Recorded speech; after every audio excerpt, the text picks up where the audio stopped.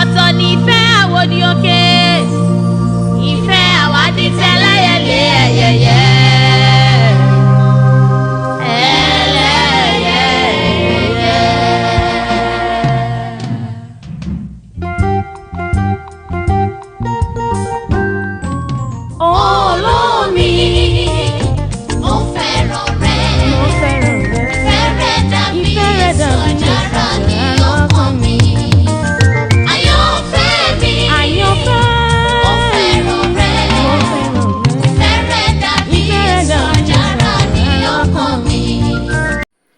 Vous êtes sur l'émission Edidi Ife. Suivez le prêche qui vous sera présenté par votre frère en islam, Akeoubeou Omaïmessoula. أعوذ بالله من الشيطان الرجيم بسم الله الرحمن الرحيم يا أيها الناس اتقوا ربكم الذي خلقكم من نفس واحدة وخلق منها زوجها وبث منهما رجالا كثيرا ونساء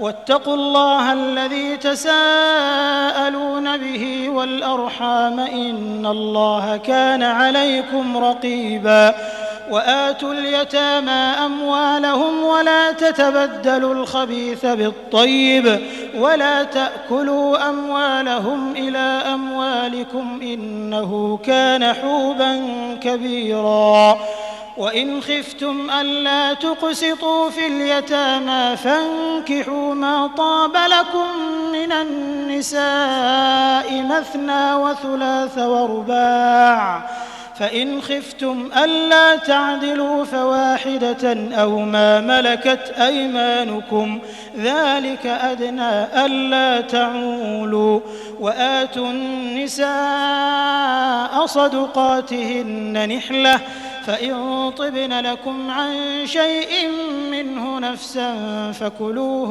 هنيئا مريئا.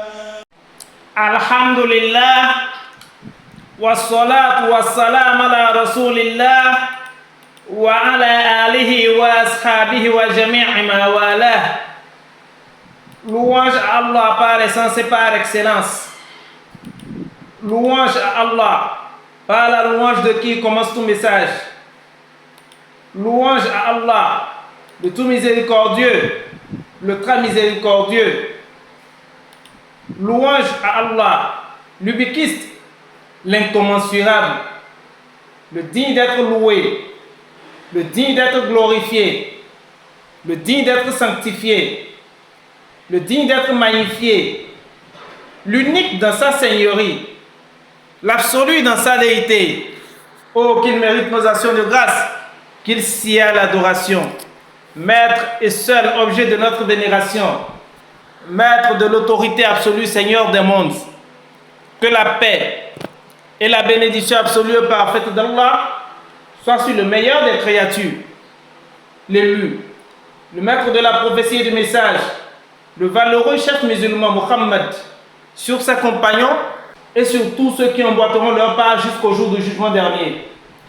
Que la malédiction et la disgrâce d'Allah soient sur le pire des créatures, le déchu, le futé, qu'Allah nous épargne de ses fourberies et finauderies et ne nous compte pas au nombre de ses compagnons au jour de la résurrection. Chers frères et sœurs en islam, honorables fidèles, vous êtes sur l'émission Edidi Ife, thème 3.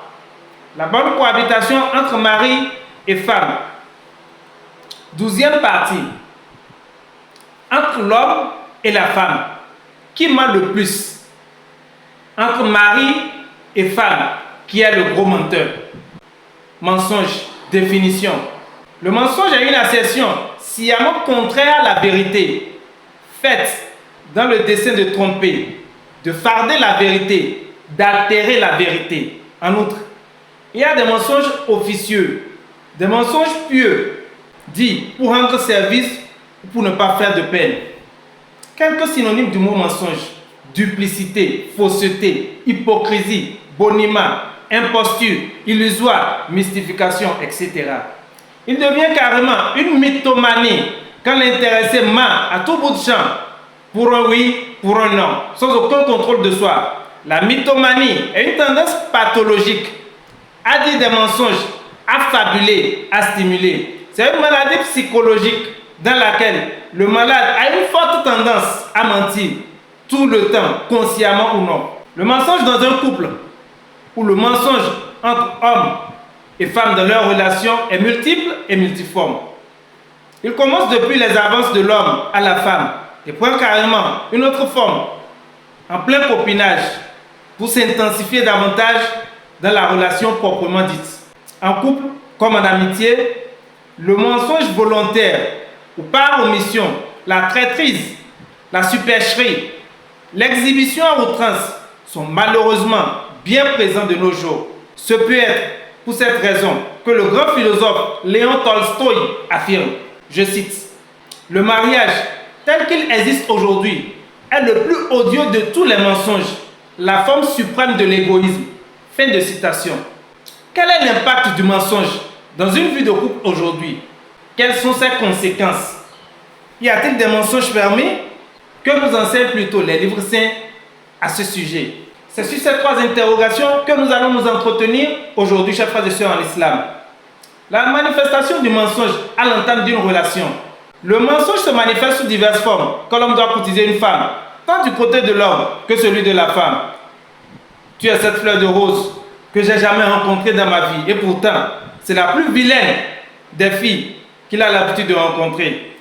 Lorsque je t'ai rencontré pour la première fois, j'ai tout de suite pressenti que tu étais cette côte manquante de mes côtes gauches. Tu sais ce que j'ai tout de suite demandé à Dieu? Qu'il fasse que tu acceptes mes avances, afin que je demande au soleil de ne plus se lever à l'est, mais plutôt à l'ouest. Je demande à la lune de nous excuser pendant au moins une semaine. J'exige au beau temps d'être à notre disposition pour célébrer cette merveilleuse étourderie de l'amour fou que je trouve pour toi et t'apporter au 7e ciel, là où le feu ne brûle pas, là où le mal n'existe pas. Chers frères et sœurs en islam, on aura fidèle. Si vous rencontrez ces gens de personnes ou ces gens d'hommes qui vous racontent ces affabulations, congédiez-les ipso facto. C'est des flatteurs. Mon père est le président de la BOAD et ma mère, directrice générale du port autonome. Si tu m'épousais, tu ne connaîtrais plus jamais la pauvreté. Entre-temps, son père est un électricien et sa mère, servante dans un bar de la place.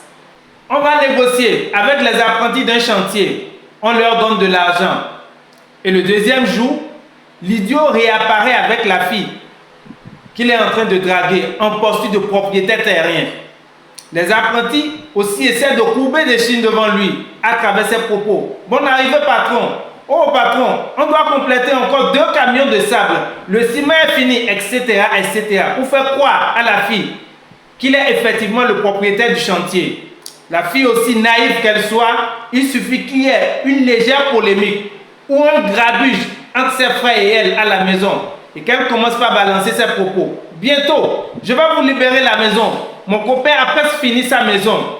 Je vais le rejoindre et vous coller la paix. Chers frères et sœurs en islam, on aura fidèle. D'autres mentent aux filles jusqu'à leur dire qu'ils ont des parents en Amérique, à Texas, qu'on nage dans une bourgeoisie cossue, alors qu'en réalité, vos parents sont au village. Vous êtes des indigents, des crèves la faim.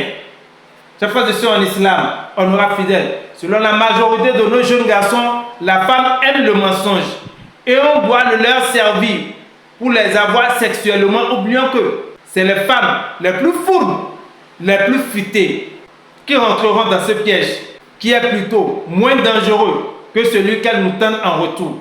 À malin, malin et demi. Les manifestations du mensonge en pleine amitié ou dans la vie de couple. Je vous raconte ici 2 historiettes ou anecdotes à titre illustratif. Première anecdote, une femme ayant déjà eu 2 enfants de 2 pères différents a tenu ses propos mensongers à l'un de ses nouveaux prétendants. Mon premier gars et moi, nous nous étions rencontrés sur les bancs quand j'étais tombé enceinte de lui. J'étais en état. Je ne savais même pas que je portais une grossesse dans mon ventre. C'est le jour de la parturition, lorsque le liquide amniotique s'est éclaté et que j'ai été conduite immédiatement à l'hôpital, que le docteur qui est supposé prendre soin de moi soumet mes parents à ces interrogations. Où a-t-elle fait ces visites prénatales? Pourquoi ne l'amenez-vous donc pas à l'hôpital qu'elle a l'habitude de fréquenter, où sont les linges et les accessoires du bébé. Elle vient juste d'accoucher. Du coup, personne ne pouvait imaginer que j'étais enceinte. Moi non plus, parce que c'était ma toute première fois. Selon tous mes frères et sœurs, lorsque le liquide amniotique s'est éclaté, ils avaient tous cru que j'étais malade et que je souffrais d'une quelconque anomalie. Personne ne pouvait s'imaginer que j'attendais un enfant, si ce n'est le docteur qui le leur confirmait à travers son interrogatoire. C'est comme ça que j'ai eu ma première fille. Confia-t-elle à un de ses nouveaux prétendants. Maintenant, répondit l'autre, si tu ne savais pas que tu étais enceinte jusqu'au jour de la parturition, alors que tu es supposé être dans la même concession que tes parents, tu vas régulièrement à l'école sous leur toit. Ton changement morphologique aussi n'a éveillé aucun soupçon tant chez tes parents à la maison que chez tes professeurs en classe pour un idiot qui veut te croire. Tu dois au moins connaître le père de cet enfant, non? Pourquoi aviez-vous rompu? J'avais 17 ans à l'époque et lui 18 ans. Les parents ne voulaient pas que nous sortions ensemble parce qu'ils n'avaient pas de travail, ajouta-t-elle. Qu'en est-il pour le père de ta seconde fille? C'est un alpha féticheur. Mes parents ne veulent pas que nous sortions ensemble. Mais tu viens de me dire que vous avez eu une fille ensemble et que vous vous êtes mariés légalement selon les lois islamiques. Il a payé la dot, il a rempli toutes les formalités nécessaires. Pendant tout ce temps, tes parents et toi, ne saviez-vous pas qu'il était un alpha féticheur? N'aviez-vous fait aucun renseignement sur lui avant que tu n'ailles le rejoindre à la maison? Tes frères et sœurs en islam, honorables fidèles, deux de ses prétendants avec qui elle a tenu ses propos ont compris son jeu. Ils ne sont pas entrés dans son piège. Quant au troisième prétendant, il a cru bêtement, mais la relation n'a pas duré 3 ans. Ils ont eu 2 enfants ensemble. C'est après cette rupture et après avoir fait quelques renseignements sur elle que celui-ci a finalement compris qu'elle n'était qu'une menteuse notoire. Et c'est justement à cause de ses mensonges invétérés, de ses caprices légendaires, sa fourberie et son insolence qu'elle n'avait pas eu la chance de rester sous le toit d'un homme.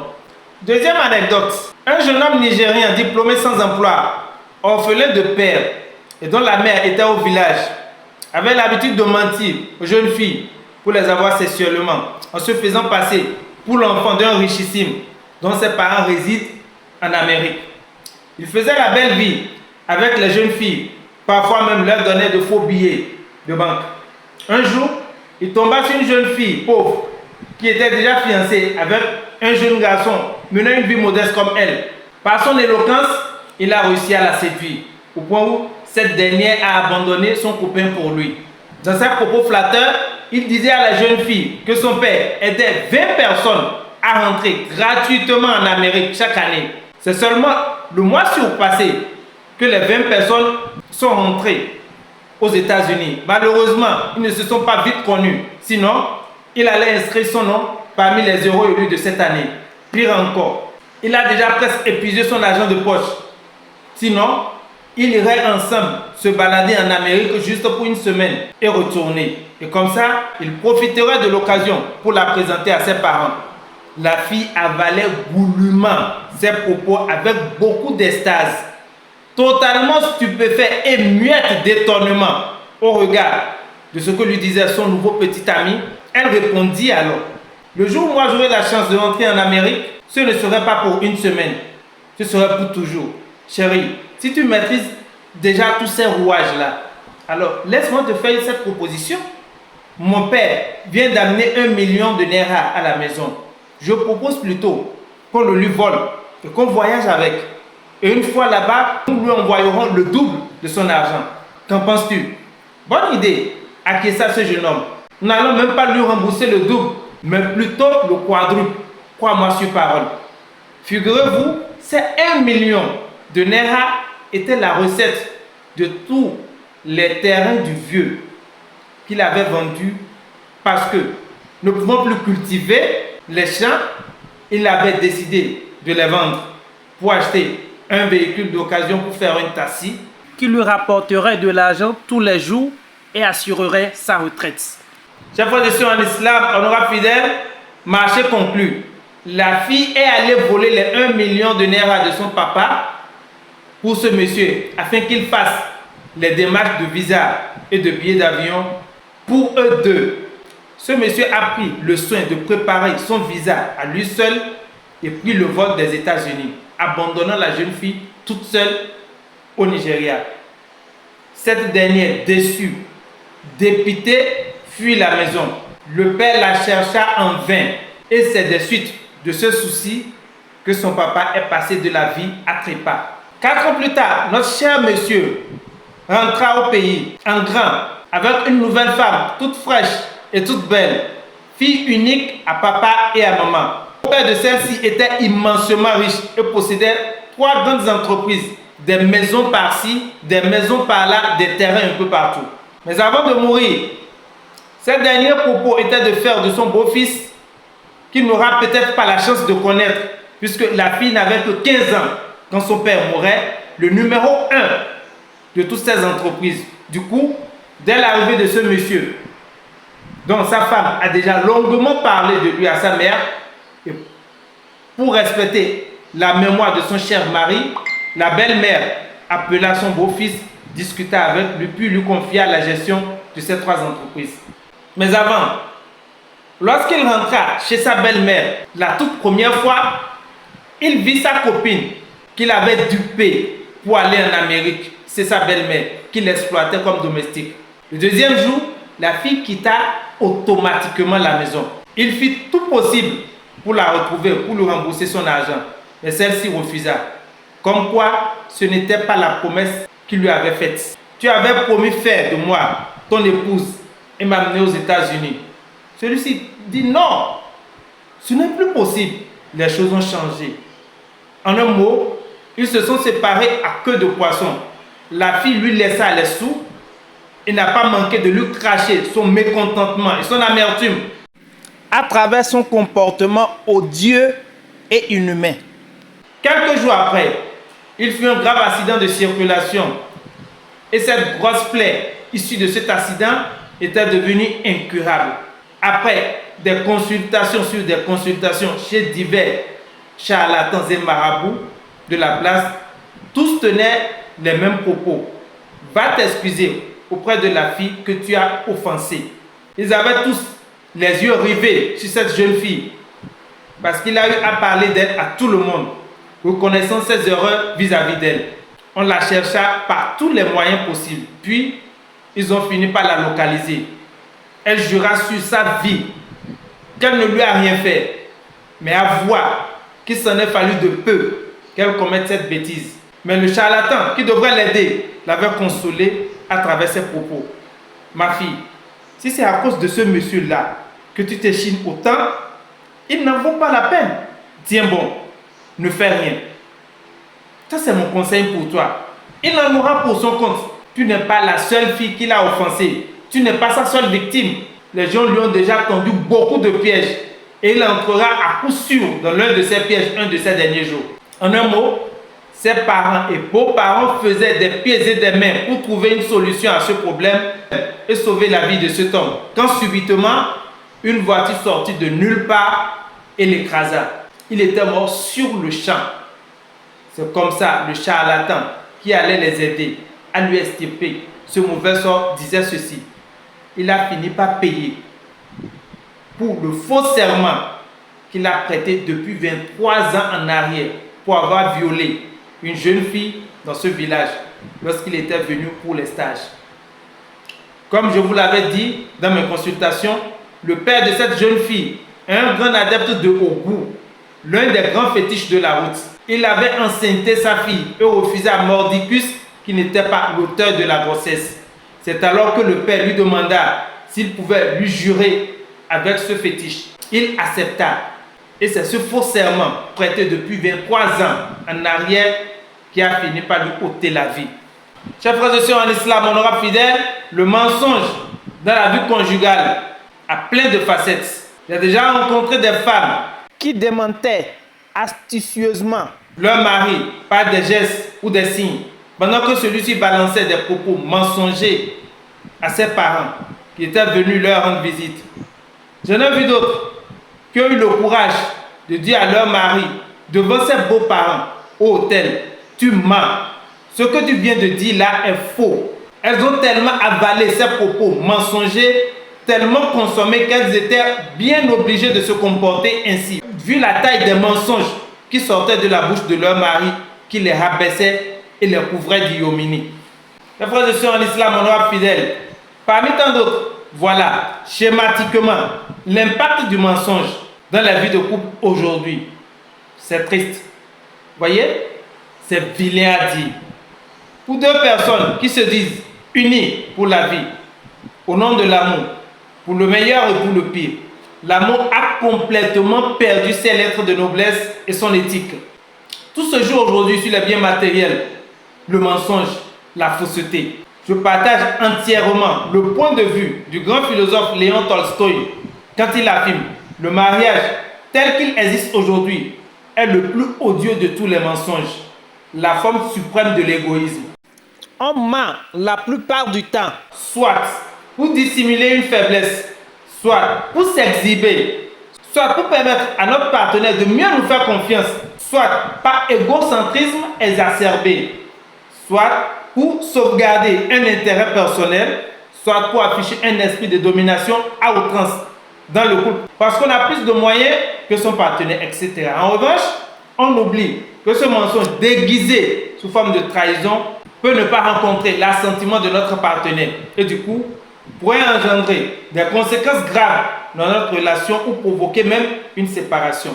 Le vrai amour fuit le mensonge et s'attache à la vérité, nous enseigne Kéline Amaïgo. Allez écouter l'histoire de ceux qui ont passé toute leur vie à trahir leurs épouses, à mentir à leurs épouses, à mener une vie de débauche. Comment ils ont terminé leur vie? Combien n'a-t-on pas vu qui au soir de leur vie sont devenus des mendiants ambulants, des soulards abandonnés à leur propre sort pour avoir passé toute leur vie à mentir, à trahir leurs épouses qui étaient plutôt supposées être pour eux le miel de la vie, l'arbre de paix. Leur inconséquence et leur mensonge n'a pas favorisé ce bonheur-là à ses côtés.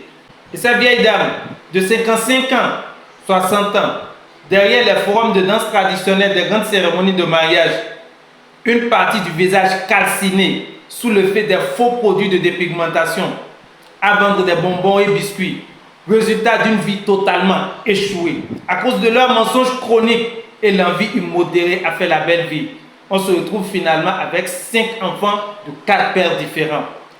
Francis Blanche affirme, je cite, la trahison, qui plus est le mensonge, est une moisissure verte et douce comme le duvet. Elle ronge en silence et par l'intérieur. Fin de citation. Avec un mensonge, on va loin, mais sans espoir de retour, nous enseigne un proverbe juif. Le prophète sallallahu alayhi wa sallam nous dit, la yashluhu al-kadhibu fi jiddin wala fi hazlin.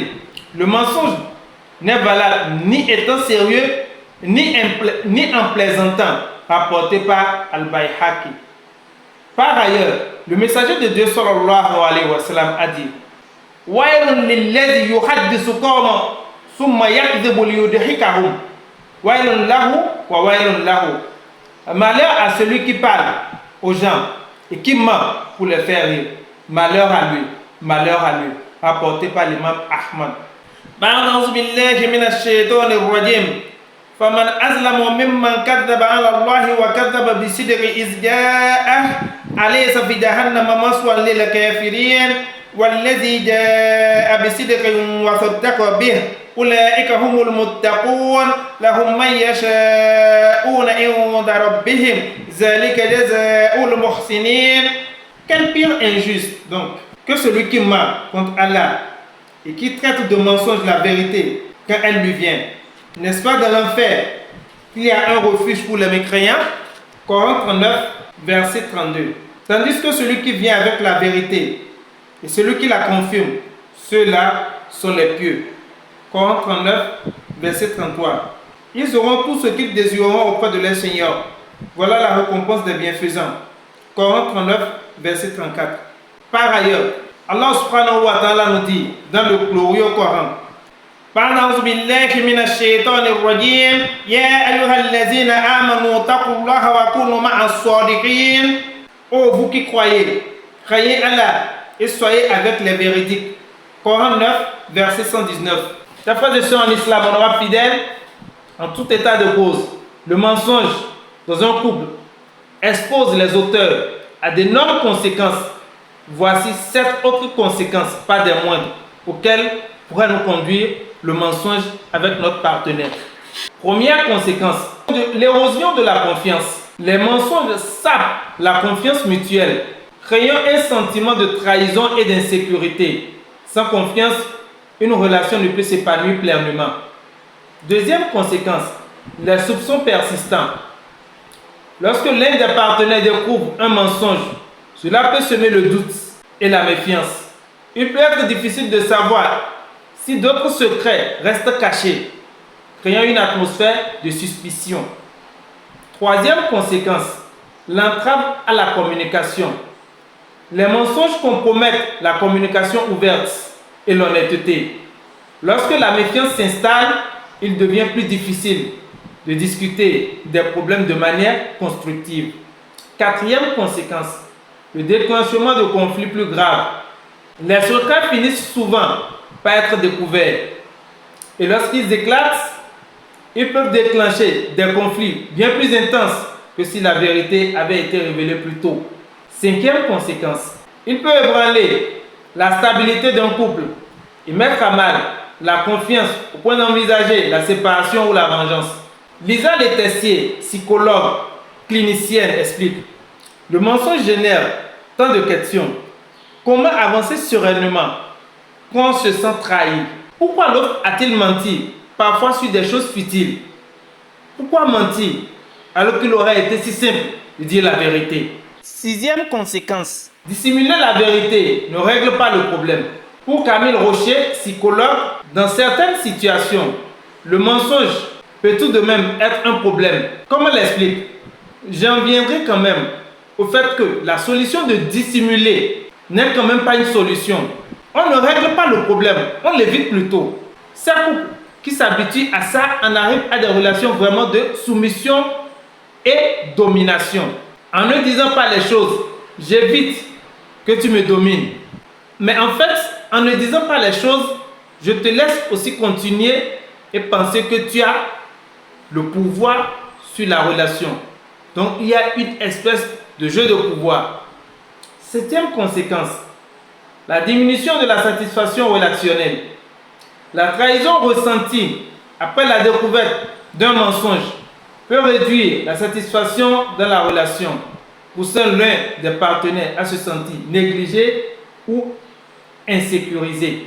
Chers frères et sœurs en islam, honorables fidèles, quelques solutions pour gérer les mensonges dans le couple.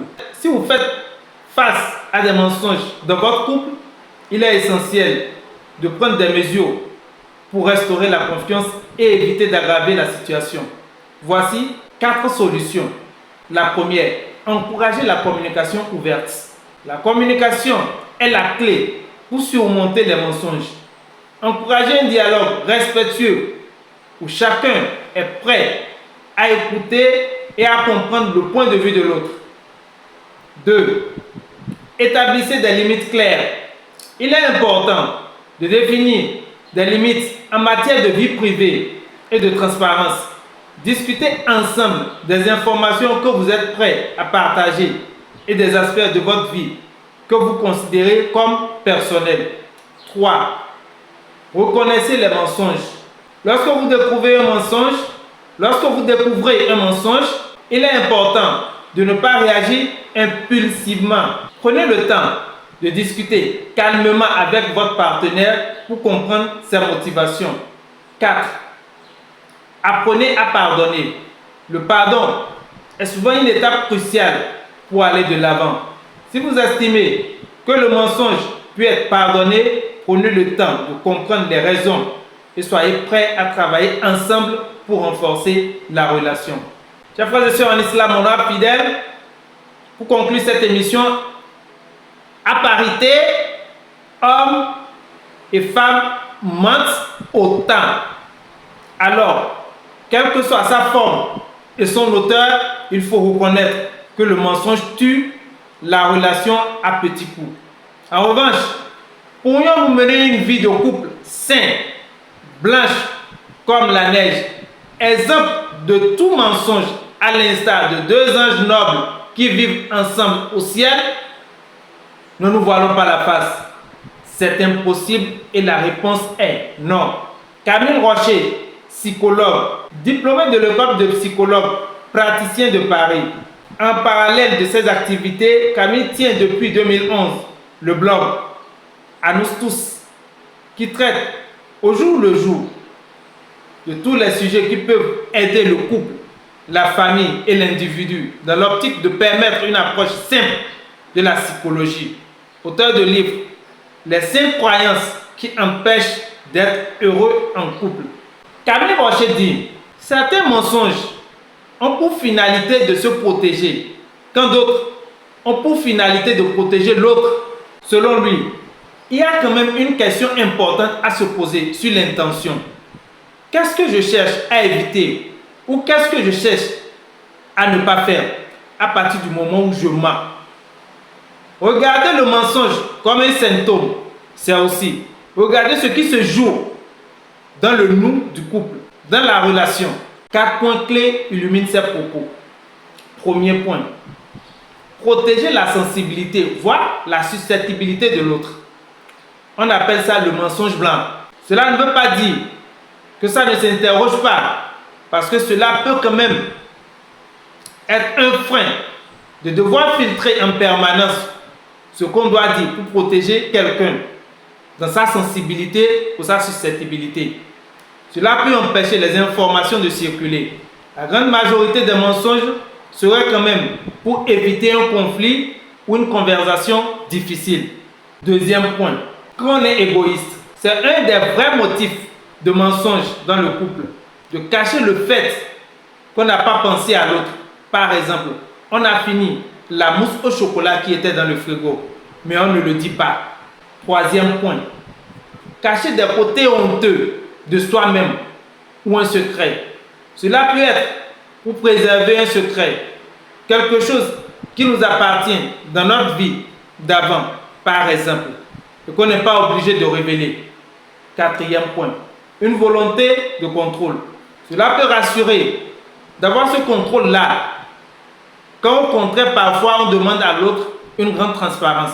Le prophète, sallallahu alayhi wa sallam, nous autorise aussi le mensonge dans certaines situations critiques qui visent à renforcer la cohésion et l'unité au sein d'un couple ou d'une communauté.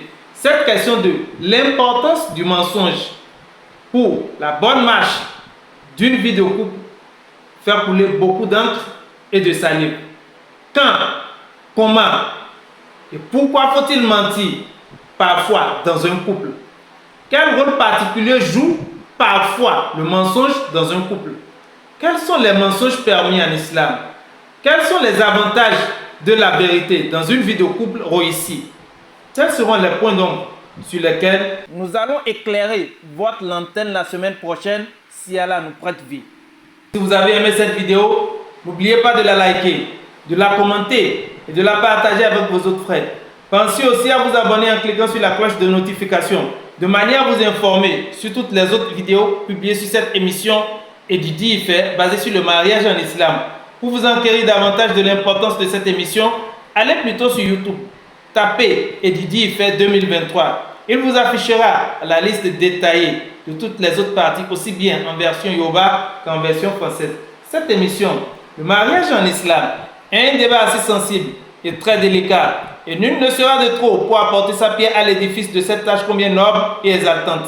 C'est pourquoi tous vos apports et suggestions pour mieux la conduire sont les bienvenus. Vous pouvez nous contacter sur notre page WhatsApp personnelle plus 229 63 20 11 82. Nous avons spécialement constitué un groupe WhatsApp pour cette émission à l'endroit de ceux ou celles qui sont à la recherche de leurs âmes sœurs. Et ils pourront nous contacter à travers ces numéros WhatsApp plus 229 61 57 56 82 ou plus 234 704 458 72 81. Pas sérieux et plaisantin, s'abstenir. Nous avons aussi constitué un groupe Facebook à l'endroit de ceux ou celles qui ont des problèmes conjugaux à résoudre ou à exposer pour prendre des conseils auprès des membres du groupe. Ils pourront également nous contacter sur les mêmes numéros. Votre cher frère en islam, choisir avec qui parler de sa vie sentimentale est important, mais connaître avec qui garder le silence l'est encore plus. À qui veut comprendre, qu'on ait besoin de prêche. Qu'Allah nous compte au nombre de ceux qui écoutent sa parole et s'évertuent à la mettre en application de la meilleure manière. Qu'il nous compte au nombre de ceux qu'il préfère, qu'il a choisi, qu'il guide sur le droit chemin, ceux auxquels il inspire de l'invoquer pour qu'il ne les oublie pas, ceux dont il fait ses élus pour qu'ils n'adorent rien que lui seul. Qu'Allah fasse que la fin de notre vie soit la plus heureuse, l'issue de nos actes la plus fructueuse et nous réserve une bonne place dans les hautes sphères du paradis sans fin.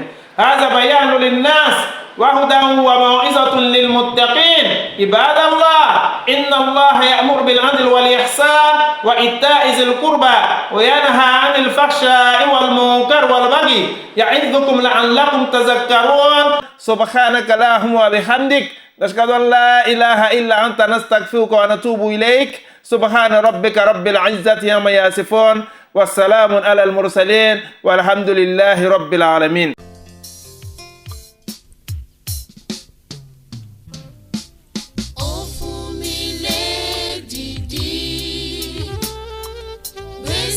Láti mo jẹ́.